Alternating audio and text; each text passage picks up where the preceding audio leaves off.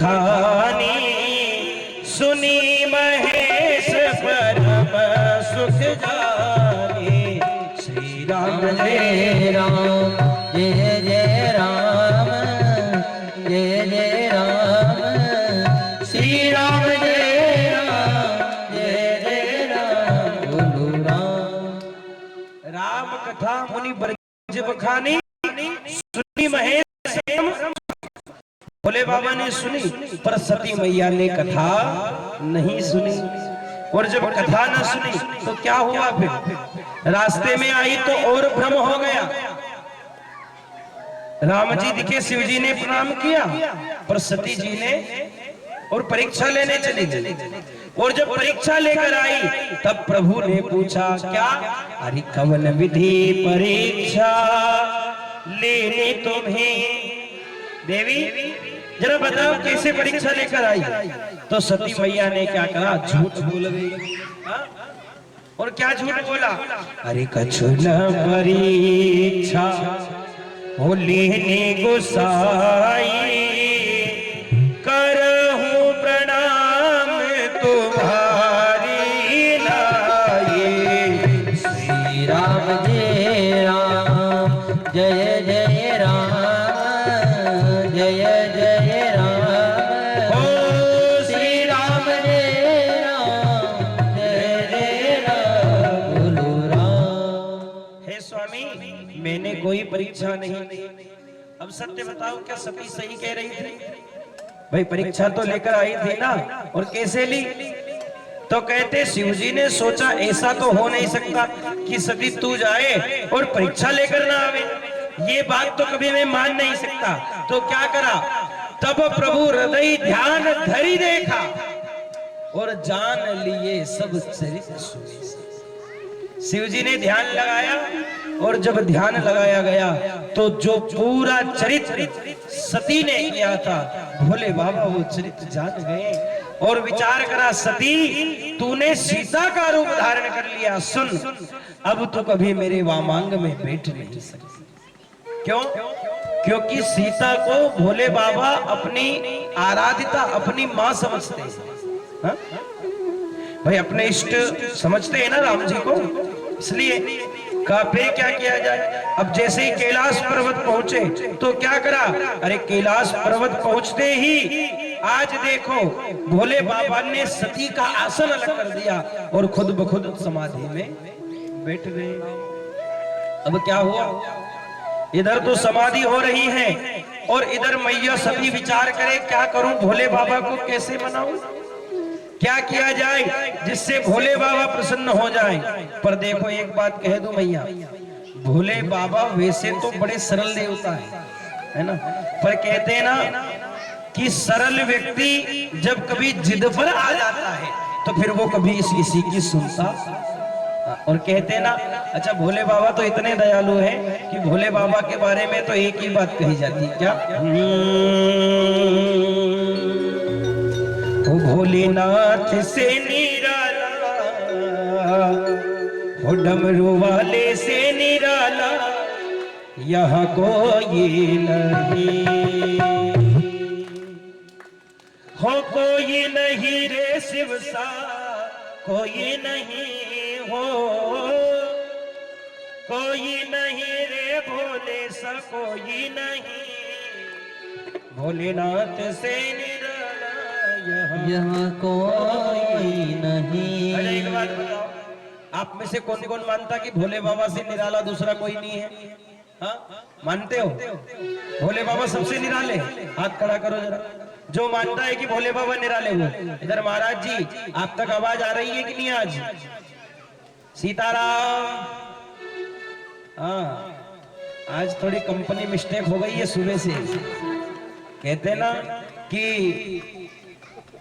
अगर एक बार ऐसा कहते किसी की सुबह बिगड़ी तो दिन बिगड़ा, सुबह बिगड़ी तो दिन बिगड़ा, दाल बिगड़ी तो भोजन बिगड़ा, है ना, और मति बिगड़ी तो पूरा दिन बिगड़ा। अब थोड़ा कंफ्यूजन तो हो ही गया है, पर कहते ना हरि व्यापक सर्वत्र समाना, प्रेम ते होई प्रकट में जाना, होई वही जो राम रचि राखा। भाई होगा वही जो राम जी चाहेंगे, फिर चाहे मैं कितना ही प्रयास क्यों ना कर लूं। तो आए जरा एक बार भोले बाबा के लिए दोनों हाथ खोलकर तालियों के साथ। ओ भोलेनाथ से निराला यहाँ कोई नहीं, ओ भोलेनाथ से निराला यहाँ कोई नहीं, हो कोई नहीं रे शिव सा कोई नहीं, कोई नहीं रे कोई शिव सा नहीं। भोलेनाथ से निराला यहाँ कोई नहीं, भोलेनाथ से निराला यहाँ कोई नहीं, हो कोई नहीं रे शिव सा कोई नहीं, कोई नहीं रे शिव सा कोई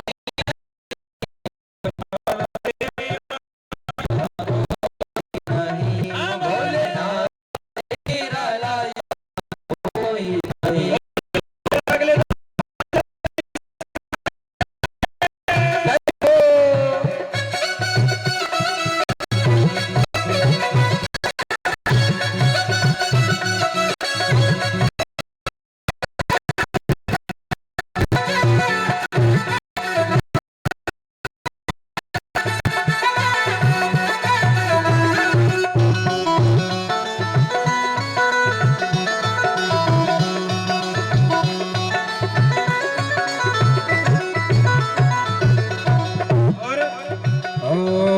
शिव का डमरू डम डम बोले, निगम के भेद ये खोले, शिव का डमरू डम डम बोले, भेद ये खोले, शिव का डमरू डम डम बोले, निगम निगम के भेद ये खोले, शिव का डमरू अगर निगम का डमरू खोले, ऐसा डमरू बजाने वाला कोई नहीं, वैसा डमरू बजाने वाला कोई नहीं, ऐसा डमरू बजाने वाला कोई नहीं, वैसा डमरू बजाने वाला कोई नहीं। भोलेनाथ से निराला यहाँ कोई नहीं, मेरे भोले से निराला यहाँ कोई नहीं, हो कोई नहीं रे शिव सा कोई नहीं, कोई नहीं रे शिव सा कोई नहीं, भगता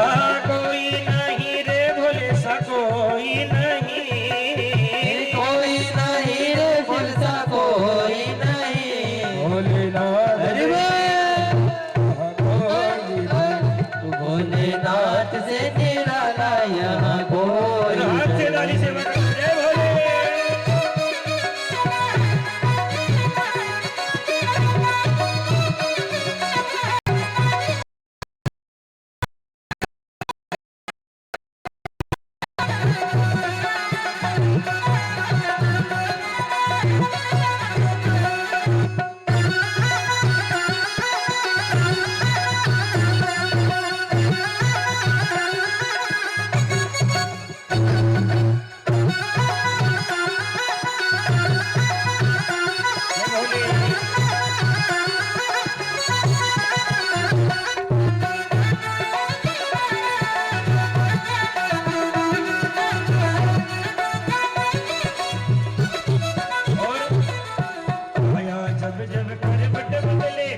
चमकते अगले पिछले, करवट बदले पाप चमकते अगले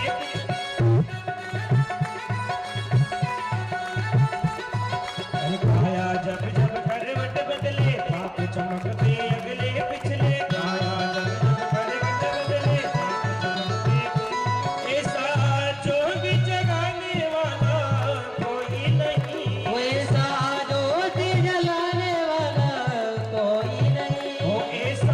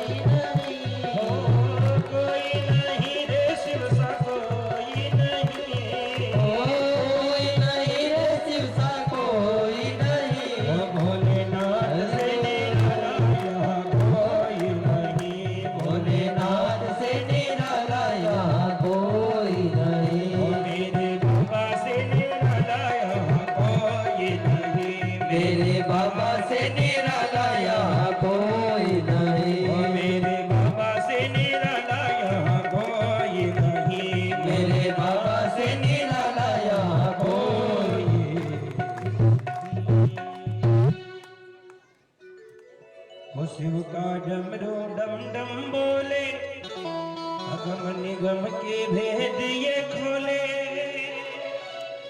हो, ऐसा डमरू बजाने वाला कोई नहीं हो, डमरू बजाने वाला कोई नहीं, भोलेनाथ से निराला यहाँ कोई नहीं, ओ बम बम नाथ से निराला यहाँ कोई नहीं। बोलो भोलेनाथ भगवान की। क्या करा, आज तो भोले बाबा ने नेत्र बंद कर लिए और भोले बाबा आज मुख पलटकर बैठ गए। कहते ऐसे ही कई दिन निकल गए और एक दिन ऐसा हुआ कि फिर प्रयागराज के अंदर एक यज्ञ सभा का आयोजन किया गया। अब देखो, यज्ञ सभा का आयोजन करा और उस प्रयागराज की यज्ञ की सभा में इस बार उस सभा का अध्यक्ष महाराज दक्ष को बनाया गया। अब जब महाराज दक्ष अध्यक्ष बने तो कहते जब उनके स्वागत के लिए प्रयागराज में एक सभा रखी। अब सारे देवता स्वागत करने के लिए बैठे। अब महाराज दक्ष आने में लेट हो गए। भाई ऐसा होता है कि कोई राजनेता अगर आने वाला हो तो वो कभी समय से, हमेशा समय से लेट ही आता। ऐसा कहते हैं ना कि इंतजार ना कराए तो वीआईपी के साथ, है ना। आजकल ऐसा लोग कहते हैं कि जो इंतजार कराए वही वीआईपी। तो कहते सारे देवता बैठे पर दक्ष महाराज आए नहीं। अब देखो उसी सभा में बैठे थे भोले बाबा। हाँ? अब भोले बाबा थोड़ी देर तो इंतजार किया तो भोले बाबा ने सोचा दक्ष तो न जाने कब आएगा, क्या करूं। तो भोले बाबा का एक नियम है कि वो जब भी समय मिलता तो समाधि में बैठ जाते। क्या करते, भगवत भजन करते। अब आज क्या हुआ, जैसे ही भोले बाबा समाधि में बैठे इतने में कहीं से दक्ष आ गया। अब दक्ष सभा में आया तो सबने खड़े होकर स्वागत करा।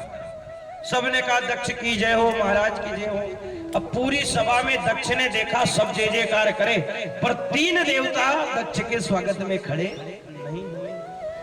दक्ष विचार करने लगा ये 3 खड़े कौन है जो नहीं हुए। अच्छा देखो एक बात कहूं, व्यक्ति की ये आदत होती है कि यदि 1000 लोग उसकी जय जयकार करने वाले हो और यदि एक व्यक्ति ना हो ना, एक व्यक्ति कोई जय जयकार ना करे तो वो उसी समय क्रोधित हो जाता है ना। व्यक्ति अगर 1000 लोग हाथ जोड़ के खड़े तो वो नहीं दिखेंगे, पर जो एक आदमी अगर दूर खड़ा होगा तो वो व्यक्ति को सबसे पहले दिखता है।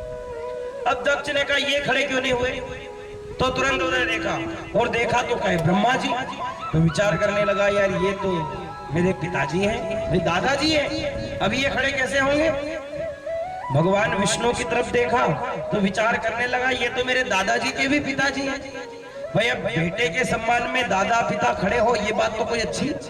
हाँ भाई अगर यहाँ कोई पिता बैठा हो और कोई कितना ही बेटा बड़ा क्यों ना बन जाए, सब लोग स्वागत करे अच्छी बात है, पर उसका बाप खड़ा होकर स्वागत करे बोलो अच्छा लगे क्या। बाप तो बाप होता है ना। विचार किया क्या कहा ये तो कोई बात नहीं, पर जहाँ नजर भोले बाबा पे गई तो क्रोध में भर गया। कहने लगा अच्छा ये शिव खड़ा क्यों नहीं हुआ। भैया अगर देखा जाए तो मैं इसका ससुर हूं। और देखो ये दक्ष कौन है आप जानते हैं, दक्ष की एक बेटी जिसका नाम है सती और वही सती भोले बाबा की पत्नी है। अब विचार करने लगा ससुर तो रिश्ते में पिता के बराबर होता है, फिर इसने मेरा स्वागत क्यों नहीं करा।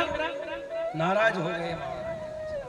विचार करने लगा जानता हूं ये त्रिलोकी का स्वामी है, भाई सबसे बड़ा देवता है, त्रिदेवों में सबसे बड़े यदि कोई है तो महादेव जी हैं। विचार करने लगा मेरा स्वागत नहीं करा। और आज तो जब क्रोध में भरा तो पूरी सभा से कहने लगा सुनो, हमारी इस सभा में एक ऐसा व्यक्ति है जिसका कोई मान है ना कोई सम्मान है, जिसके ना बाप का ठिकाना ना जिसकी माँ का ठिकाना, ना जिसके घर का ठिकाना ना जिसके परिवार का ठिकाना। पूरी सभा एक दूसरे को देखे भाई ऐसा कौन आ गया, हाँ पर पता न चले।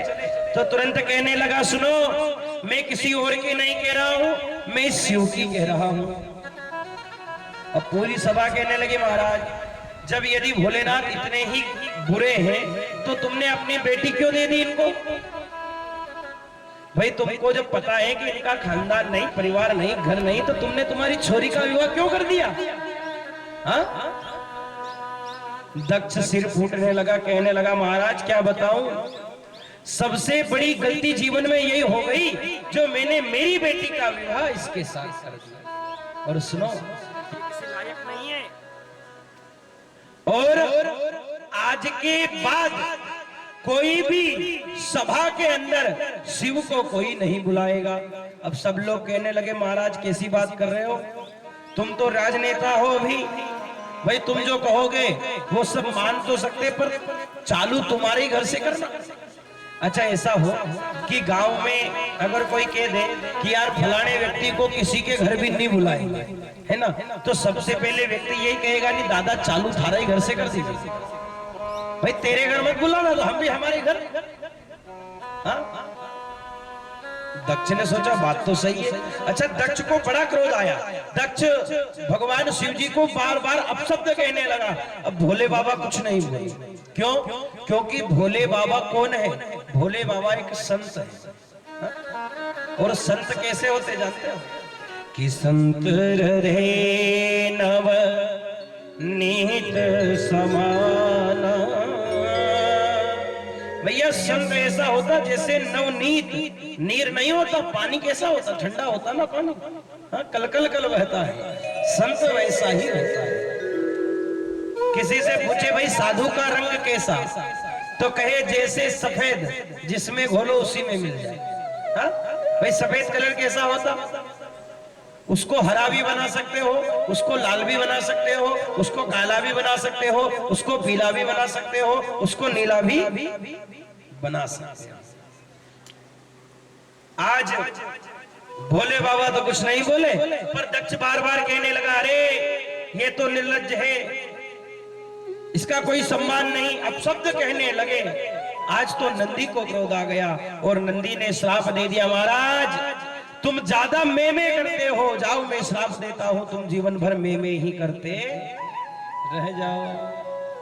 भोले बाबा ने जैसे ही सुना कि नंदी ने श्राप दिया, उधर से महाराज दक्ष कहने लगे तूने मुझे श्राप दिया, जब मैं श्राप देता हूं कि सारे शिवगण पाखंडी हो जाए। अब भोले बाबा सोचे ये तो स्वागत सभा थी, यहाँ तो श्राप सभा हो गई, कोई इधर से श्राप दे रहा, कोई उधर से दे रहा है। भोले बाबा ने नंदी से कहा नंदी जल्दी चल। कहा क्यों? उन्होंने कहा भैया झगड़ा करवाई गया, क्या रिश्ते में ससुर जी हैं। हाँ वो ससुर जी से लड़ाई करना मतलब घर में रोटी नहीं मिलना। बोलो गलत कह रहे क्या? अगर तुम तुम्हारे ससुर जी से झगड़ा कर लो तो बोलो घर में अपना रोटी मिले, उनकी छोरी फिर रोटी दे, आया ना? हाँ?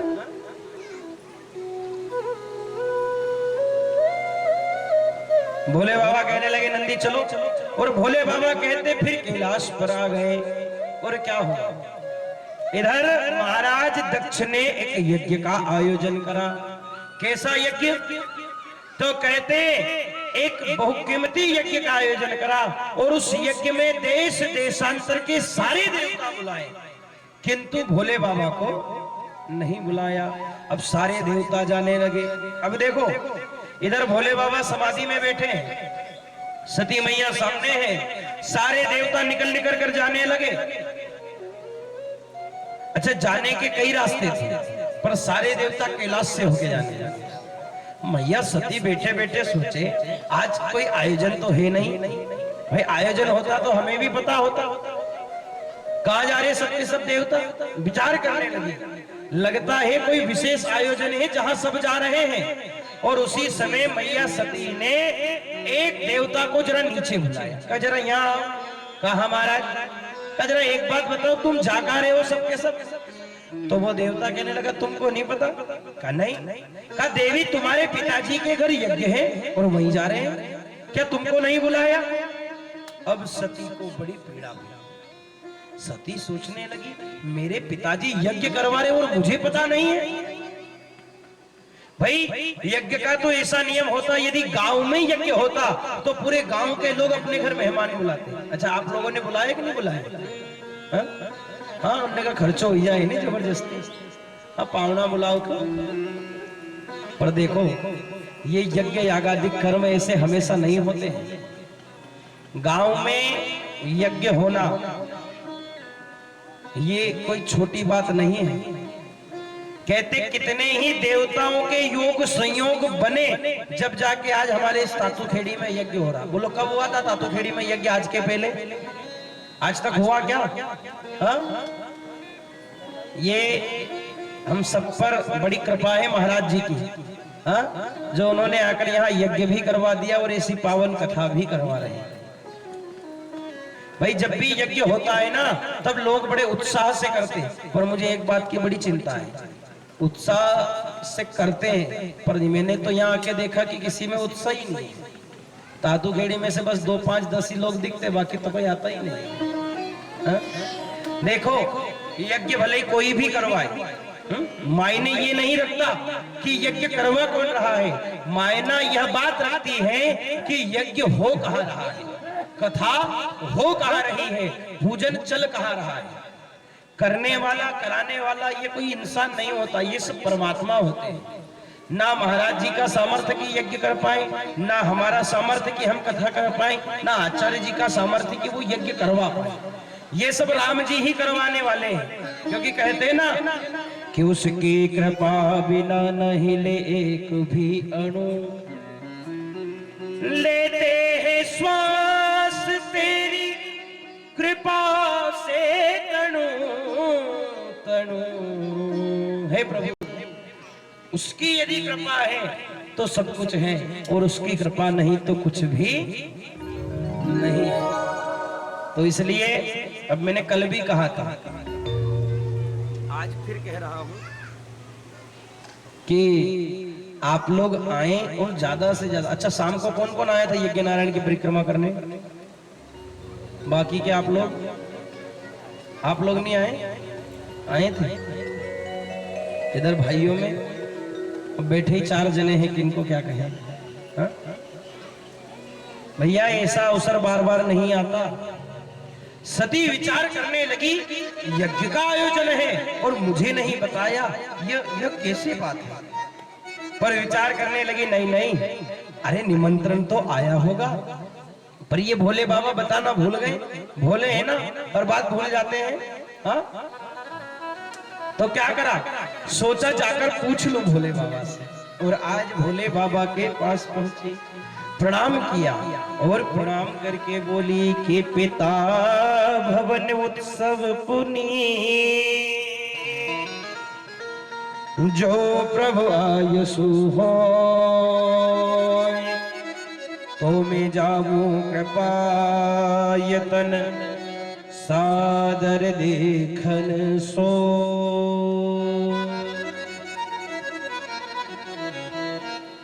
भोले बाबा से कहा, हे बाबा कि पिता भवन उत्सव सुनी, जो प्रभु आयसु होई तो मैं जाऊं कृपायतन, सादर देखन।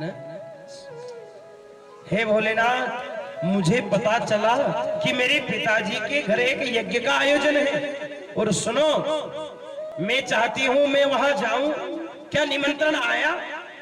भोले बाबा कहने लगे, देवी मेरे पास तो निमंत्रण नहीं आया। सती मैया कहने लगी, ऐसा हो सकता क्या? अरे मेरे पिताजी मुझसे बड़ा प्रेम करते हैं, और महाराज ऐसा कभी नहीं हो सकता कि निमंत्रण ना आया हो। हाँ?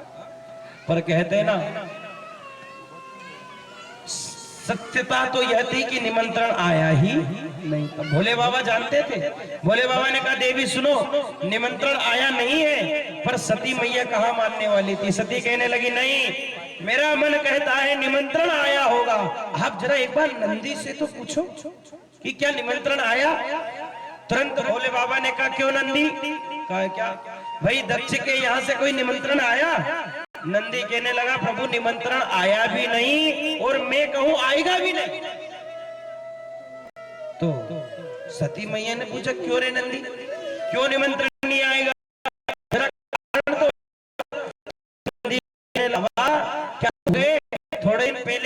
झगड़ा करके आए थे दक्ष से? सतमैया भी तो हूं कि मेरे पिताजी तो मुझे भूल ही नहीं सकते, ये तुमने लड़ाई करी ना इसलिए निमंत्रण नहीं दिया। भोले बाबा कहने लगे देवी देखो, लड़ाई अलग होती है, निमंत्रण अलग होता है। भाई लड़ाई किसमें नहीं होती? घर में तो कहते ना जब 4 बर्तन होते वह बजते ही हैं। सुनो, तुम्हारे पिताजी को निमंत्रण देना तो नहीं दिया, हम नहीं जाएंगे। पर कहने लगी बाबा चलो। भोले बाबा ने कह दिया सुन लो सती, बिना निमंत्रण के तो हम कैलाश के बाहर कदम भी नहीं रखेंगे। अब सती विचार करने लगी क्या करूं, तो सती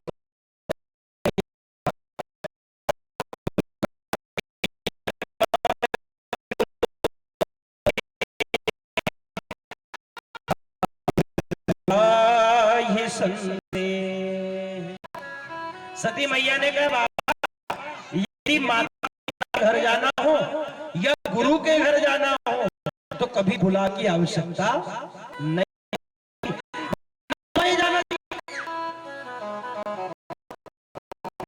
कहने लगे सती तेरी बात सही है, पर सुन ले,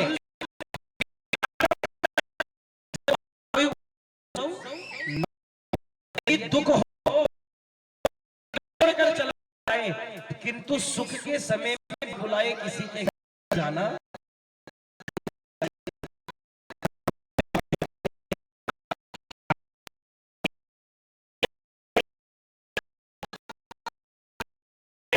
सने और तुलसी कहा न जाइए चाहे कंचन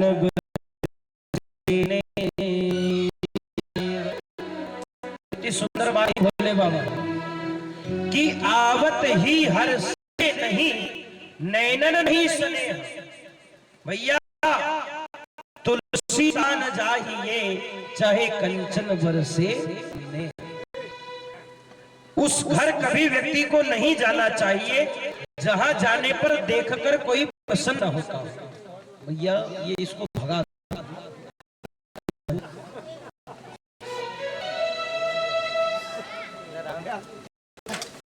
वो तो आएंगे सही, पर बाबा इतना ध्यान हम कथा कर पाए। अच्छा वो ये बाबा इसलिए आ रहे क्योंकि आज महाराज जी दूर बैठे हैं ना, उन्होंने कहा ये बाबा नहीं सुने तो मैं ही जाऊं सुनने। हाँ मैं रोज महाराज जी दूर बैठे लगता है, तो उन्होंने कहा चलो ये महाराज कथा, अरे जरा इधर आके बैठो। बोलो महाकाल महाराज जी।